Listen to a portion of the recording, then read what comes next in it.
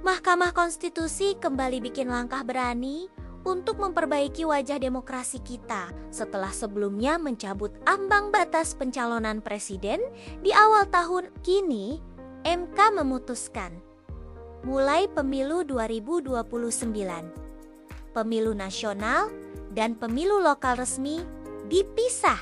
Putusan ini diketok langsung oleh Ketua MK Soehartoyo pada 26 Juni 2025.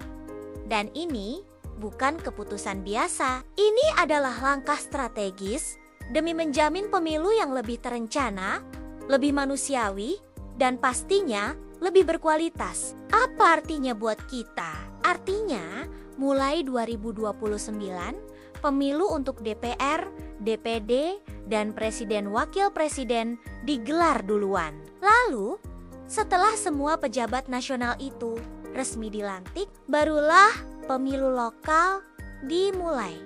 Dari DPRD provinsi hingga bupati, wali kota, dan gubernur. Jaraknya gak sembarangan, harus minimal 2 tahun, maksimal 2,5 tahun. Jadi tetap tertib dan terkendali. Kenapa ini penting? Pemerintah dan MK belajar dari pengalaman pemilu sebelumnya. Tumpang tindih tahapan pemilu bikin beban kerja penyelenggara berat banget. Ingat pemilu 2019?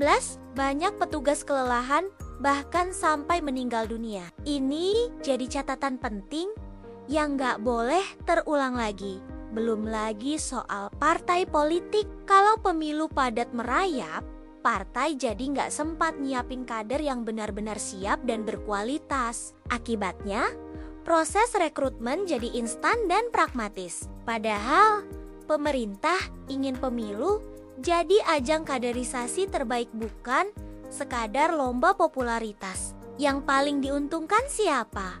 Rakyat dong. Dengan jeda yang cukup, rakyat punya waktu menilai hasil kerja wakil-wakilnya di DPR, DPD, sampai kepala daerah. Supaya waktu coblosan tiba, kita memilih dengan lebih yakin, bukan karena terburu-buru atau kebanyakan pilihan dalam satu hari. MK dan pemerintah sama-sama paham, demokrasi itu bukan sekadar cepat, tapi juga harus tepat dan sehat. Pemilu jangan cuma soal menang-menangan, tapi juga soal kualitas dan kepercayaan publik. Dan keputusan ini menunjukkan komitmen pemerintah mewujudkan pemilu yang adil, jujur, efisien, dan berpihak pada rakyat.